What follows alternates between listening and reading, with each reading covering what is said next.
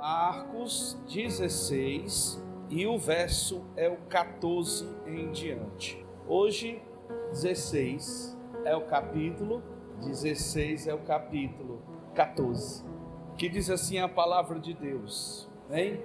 Marcos, vamos lá, pausadamente. Marcos é o livro, pronto, o primeiro passo foi dado, vamos para o segundo passo, o capítulo 16, o segundo passo já foi dado. Terceiro passo, né, irmã Elias? O versículo é o 14. Hoje vamos falar um pouquinho sobre missão. Não é uma chamada, é uma ordem. Que diz assim a palavra de Deus: finalmente apareceu aos 11, estando eles assentados à mesa, e lançou em rosto a sua incredulidade e dureza de coração, por não haverem crido no que tinha visto já ressuscitado. Disse-lhe: ide por todo o mundo e pregai o evangelho a toda criatura. Amém? Toma teu assento. Hoje é culto de missão. Estamos alegres por este culto. Palmas que glorifiquem ao Jesus. Quem crê que Jesus está aqui para nos abençoar, diga glória a Deus. Irmãos, como eu disse, e eu repito aos meus irmãos nesta noite, o tema que hoje eu quero falar com vocês é exatamente sobre missão. Não é chamada, é uma ordem de Deus para a igreja. Uma ordem do Senhor para nós que servimos a Ele em espírito e em verdade. Alguém pode dizer: não, Deus me chamou para determinado propósito. Deus me chamou para ir aos hospitais. Ele não te chamou para ir para o hospital. Ele te deu ordem para ir lá. Não, Deus me chamou para que eu fosse evangelizar nas ruas. Não. Ele te deu a ordem para você evangelizar nas ruas. Mas, pastor, me diga biblicamente qual é a diferença entre chamada e a ordem. Preste bem atenção à diferença entre eles dois. Ordem é determinação. O que significa ordem? Ordem é determinação de coragem. De origem, determinação de origem superior, de autoridade, mandado e ordenação. Ordem é isso, mandado, ordenação, vinda de um superior. Mas a chamada não. A ordem nossa para a igreja do Senhor é exatamente esta: ir e falar de quem? Dos meus problemas, da minha vida, do que eu como ou deixo de comer no almoço, ou anunciar as dificuldades que enfrento, ou os momentos dificultosos que passam em minha vida, de maneira e de forma nenhuma. A ordem é pregar o evangelho. E o que é evangelho, pastor? Evangelho é boa nova, boas novas. E qual é o assunto? O assunto é levar Jesus para aqueles que estão perdidos. Levar Jesus como remédio para os enfermos. Levar Jesus como porta de salvação, como pastor para a ovelha desgarrada. Sim, é a ordem. E a igreja não pode negligenciar isso. Alguém pode dizer: pastor, isso afeta na minha salvação? Se eu não fizer, se eu não ir, se eu não proclamar, se eu não anunciar. Mas eu ser só apenas um membro de ceia, que a minha vida é uma vida rotineira, de casa, trabalho e igreja. Será que eu perderei a minha salvação se eu não executar essa ordem, não perderá a sua salvação. Por quê, pastor? Porque meu amado, livro de Efésios, livro de Romanos, nos diz que a nossa salvação é pela graça. Somente pela graça. Não por obras. Agora eu preciso fazer uma ressalva e dizer para você, que se você escolher e não fazer, você também não terá galardão. Você será salvo, mas galardão não terás. Só terá galardão aquele que obedeceu a ordem de ir e anunciar. E não é somente anunciar, é fazer discípulos. Não é só dizer Jesus te ama e virou as costas. É fazer discípulo. Nossa, é a ordem de Deus. Mas o que é chamada, biblicamente? Chamada, está lá no livro de Efésios 4:11. Alguns foram chamados, particularmente, para um propósito, para exercer algo. Como? Pastor. Alguns foram chamados para ser apóstolos, outros profetas, outros pastores e outros doutores, para exercer uma chamada. Ele foi chamado para exercer uma função,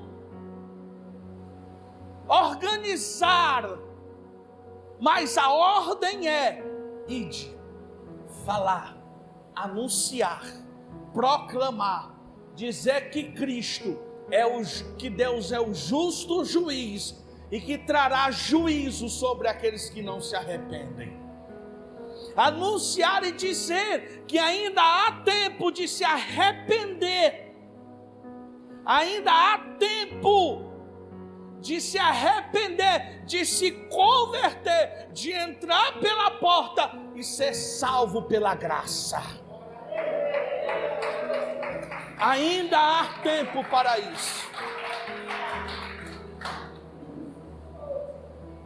Hoje, olha como é importante, irmão. Hoje eu conheço Jesus porque alguém falou dele para mim. Porque alguém disse assim: eis-me aqui. Alguém disse: eu vou. Alguém deixou seus afazeres, sua vida pessoal, priorizou a ordem de Deus, e hoje eu conheço Jesus, assim você conhece Jesus. Vai ver alguém que chegou lá na tua casa, em pleno meio-dia, num sol quente. Vai ver alguém que chegou lá na tua casa, apertou a campainha, você estava nos teus afazeres, aperreada com seus afazeres, mas alguém chegou lá e tu deu atenção, e a semente foi plantada, o evangelho foi proclamado, e você está aqui para glorificar a Deus, exaltar a Deus, engrandecer a Deus.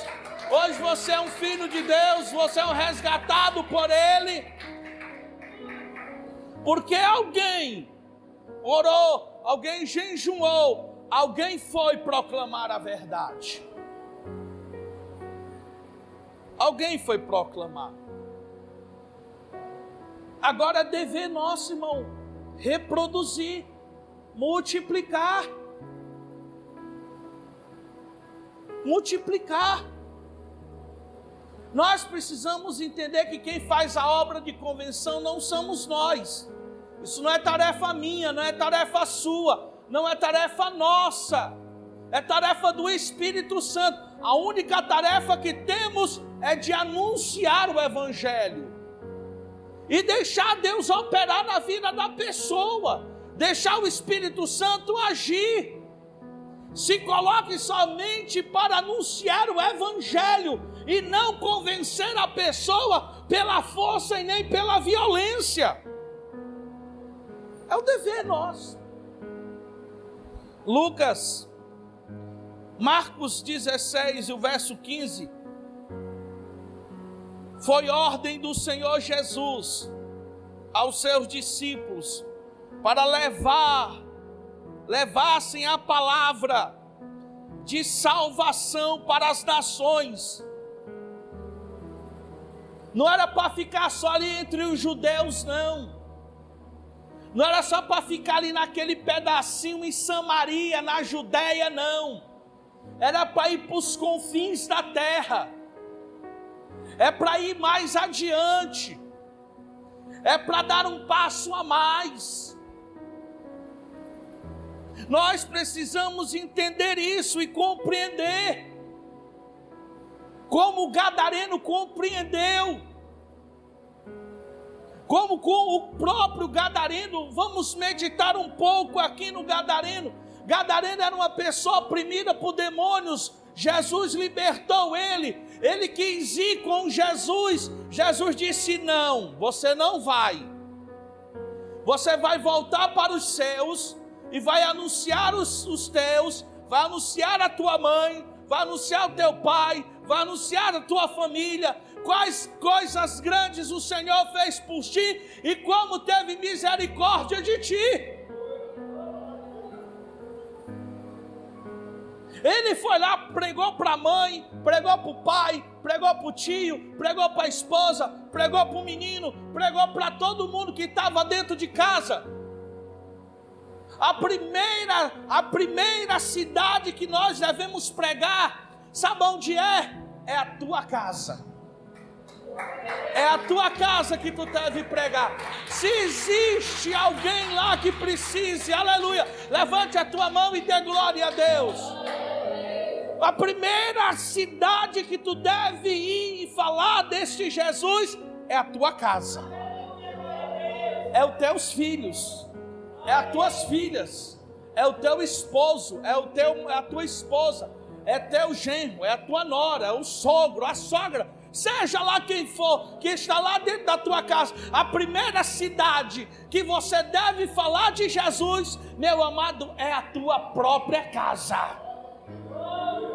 Depois que você proclama, depois que você fala, depois que você anuncia, você deixa Deus operar, você deixa Deus agir, você deixa Deus trabalhar na vida no coração, fica ali em intercessão, fica ali em clamor, fica ali em súplica, fica pedindo que o Espírito Santo venha operar. Não diga nada além da palavra, não fale nada além da palavra, não diga um versículo a mais nem a menos, só fale o que está escrito e ponto final, e deixa o Espírito Santo agir, deixa o Espírito Santo arrancar as escamas dos olhos, deixa o Espírito Santo tirar as correntes, deixa o Espírito Santo conduzi-lo ao arrependimento e à convenção.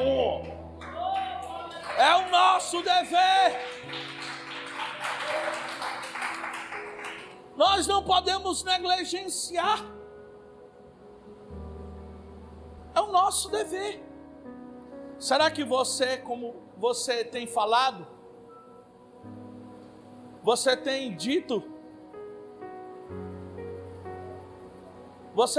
que para os seus familiares que vivem distante de Deus, longe do Senhor, que Jesus é a porta, e que se eles não aceitarem Jesus, se não virem para Jesus, eles estão condenados,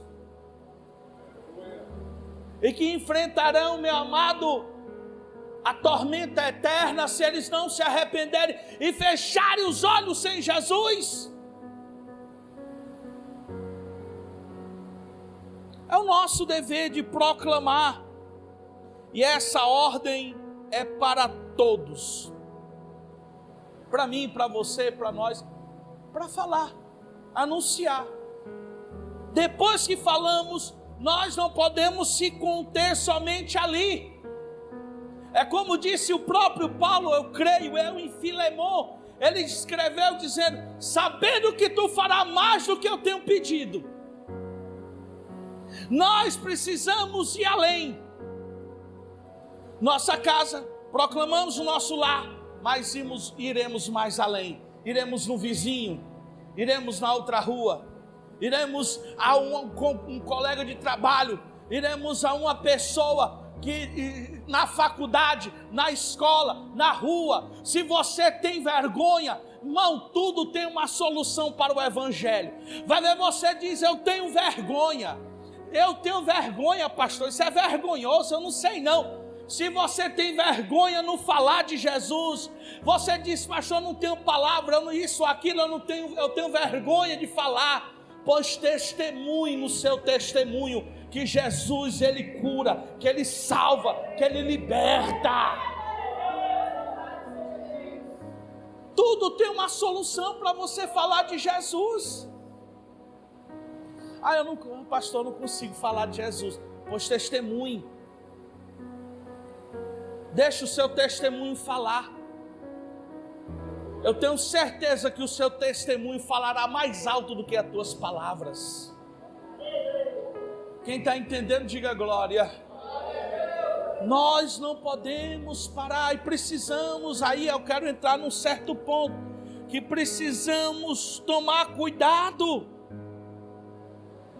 para que o que pregamos esteja alinhado com o que falamos. O que estamos falando esteja alinhado com o que vivemos. Cuidado, irmãos, eu me lembro muito bem de um episódio. Eu estava dirigindo Aracati quando eu fui resolver um problema na prefeitura. E eu cheguei lá cheguei lá pingando em suor. Tinha enfrentado o sol quente, eu estava mesmo assim, um pouco, já querendo, afobado, a palavra correta,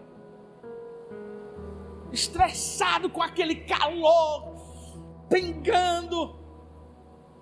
Quando eu comecei a falar com o rapaz, o outro começou a gritar no meu ouvido, gritou, e pensa que eu tenho pavor de quem grita, gritando, E quando, meu irmão, eu tentando ali me controlar para eu não dizer nada com quem estava gritando, eu respirando, respirando, me acalmando, pedindo, Deus, não deixa eu perder minha bênção, não. Quando o outro silenciou, comecei a falar com o rapaz que estava sentado. Ele perguntou o meu nome, eu disse, eu sou o pastor Rafael de Freitas. O senhor é quem? Eu sou o pastor Rafael de Freitas. Da igreja Deus é Amor, né? Eu sou da igreja Deus é Amor. Eu lhe escuto todo dia no rádio. Sou seu ouvinte. Sou seu ouvinte. Agora eu te faço uma pergunta, irmão. Se eu tivesse falado alguma coisa, se eu tivesse esbravejado, dizer, irmão, pelo amor de Deus, fala baixo. Não estava falando, né, aqui é uma repartição. Eu tinha perdido a bênção, irmão. Por isso, irmãos, é necessário que o nosso falar esteja alinhado com o viver. Mas nós, aí eu venho junto com você, nós precisamos cumprir essa ordem. O Senhor, queridos, outra coisa que eu quero ensinar aos meus irmãos, não existe essa história de pagar preço se você não quer. Eu não consigo crer nisso. É necessário Deus botar alguém no leito de dor para a pessoa se conscientizar que precisa ir. E o Espírito Santo não faz essa função. Não, que se não for vai pagar um preço, e que se não for já sabe como é que é. Não. Não, Deus quer por limpa e espontânea vontade. Ele quer que você diga igual Isaías, quando ele disse no capítulo 6, o próprio Deus disse assim, quem enviarei? Quem irá por nós? Isaías levantou a mão e disse, eis-me aqui, envia-me a mim. O Senhor quer que você vá por limpa e espontânea vontade. Não é por pressão. Não é porque eu vou porque se eu não for eu vou pagar o preço. Não, eu vou porque eu fui alcançado pela salvação em Cristo Jesus. Eu quero ver a minha família salva. Eu quero que eles sejam justificados como eu sou. Eu quero que eles entrem pela porta como eu entrei. E por isso eu vou proclamar. Não por medo, não por pressão,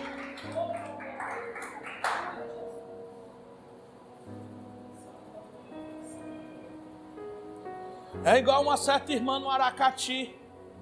Ela dizia: Deus me revelou, mas eu tenho medo de falar.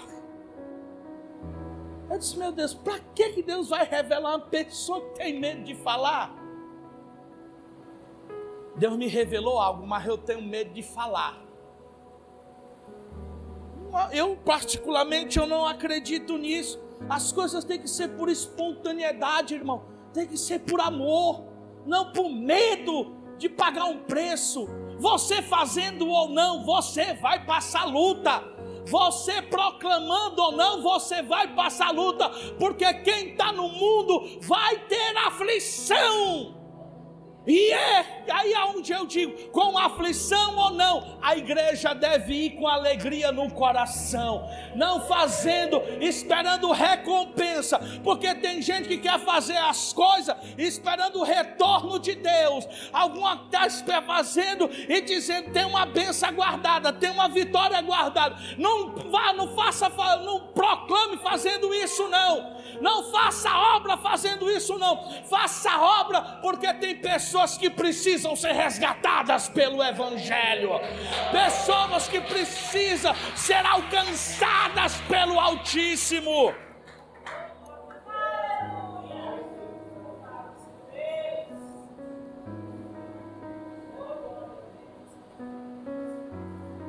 Deus quer usar você.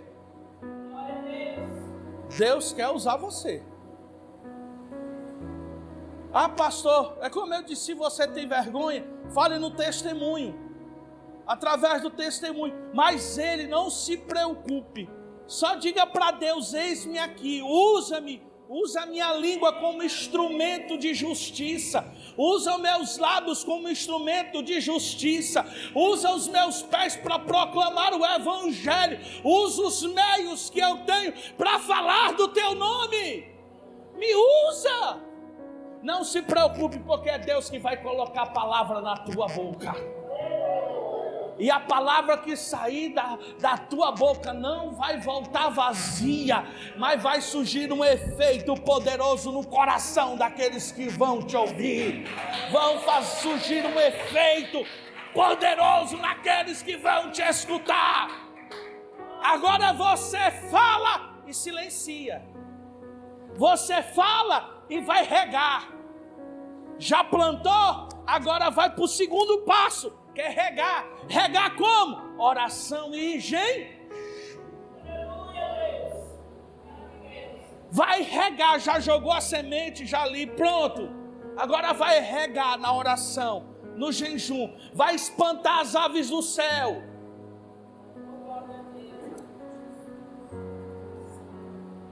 Vá. Não se preocupe. Ele vai usar você na sua simplicidade, naquilo que você sabe. Ele vai usar você. Às vezes, irmão, só basta você dizer para outra pessoa: Jesus te ama. A pessoa já começa a chorar. Começa a chorar. Eu me lembro muito bem, irmãos, que quando eu comecei o meu ministério, eu não comecei como diácono, como pastor de igreja. Eu não fui chegando assim, não. Eu me lembro muito bem, irmão, no início do meu ministério. Eu era em rodoviárias, era em terminais, era em ponto de ônibus. Eu me lembro dentro de coletivos em Fortaleza, falando e gritando com Jesus. Quando o Espírito Santo dizia: é aqui, eu abri a bocona e falava que era de Jesus. Eu me lembro de uma vez, a minha esposa vai até se lembrar disso. Nós não tinha nem, ainda a Rebeca não tinha chegado ainda. Nós estávamos lá, fomos visitar a minha amada sogra. Quando chegando lá, estava lá, ela tinha saído, a gente tinha entrado. E eu lá meditando a palavra de Deus, um domingo, sabemos que o domingo é tudo parado, tudo calmo, todo mundo nas suas casas. Quando eu lendo aquela Bíblia, aquele negócio começou a me direcionar.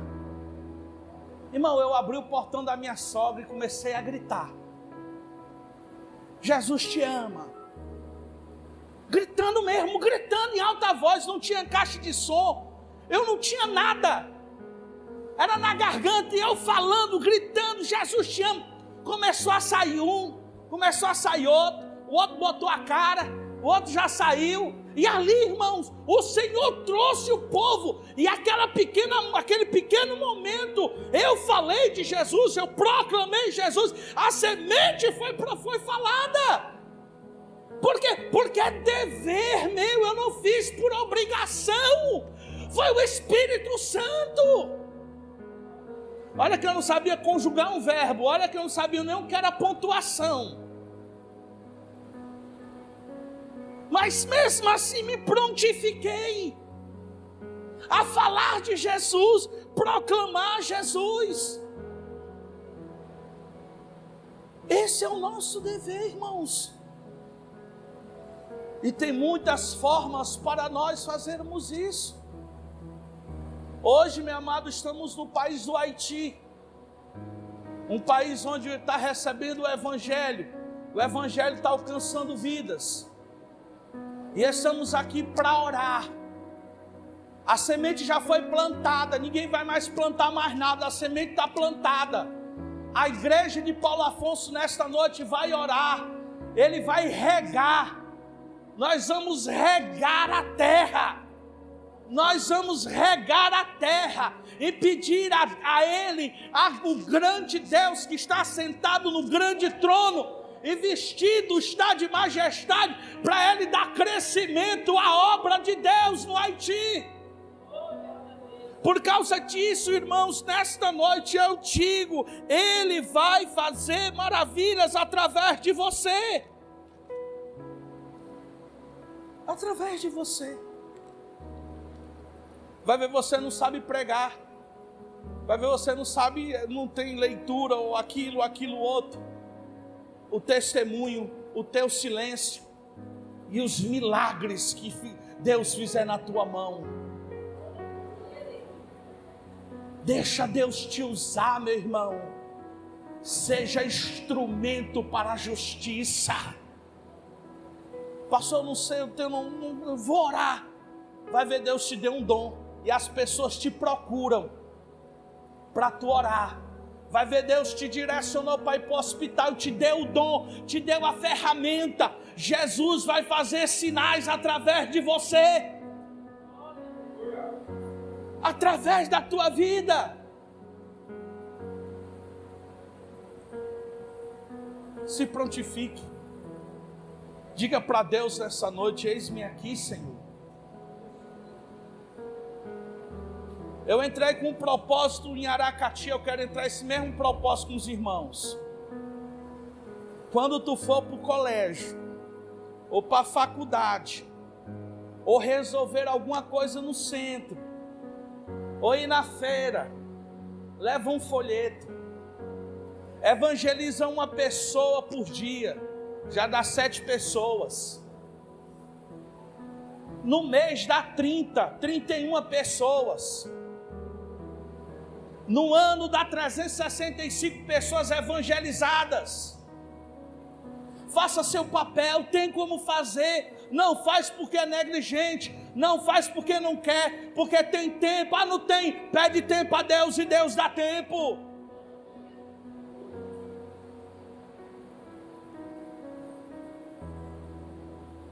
Irmãos, eu era um jovem que agarrava toda a oportunidade. Eu estava na fila da Caixa Econômica, eu começava a louvar o número 15 da harpa cristã. Começava eu estava lá na caixa, começava a cantar um hino, número 15 da harpa cristã. Eu me lembro de uma vez que eu só disse para uma mulher lá no centro de Fortaleza. Eu estava indo para o trabalho, olhei para ela, ela estava na esquina, eu disse: mulher, Jesus te ama e tem uma obra na tua vida. E a obra que Ele tem é redentora, de salvar e te libertar dos grilhões.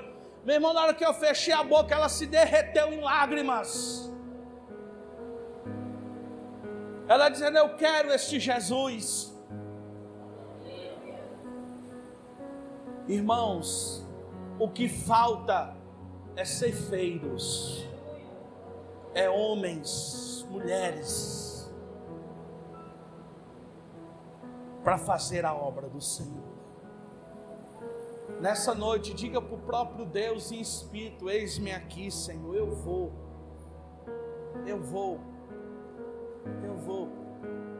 falar do teu nome, proclamar o teu nome e deixar Deus operar. Palmas para Jesus. Se coloque de pé nessa noite.